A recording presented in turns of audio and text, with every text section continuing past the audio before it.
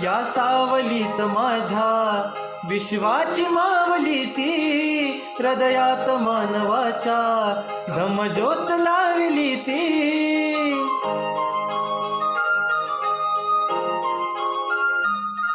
या सावलीत माझ्या विश्वाची मावली ती, हृदयात मानवाच्या धम्मज्योत लावली ती.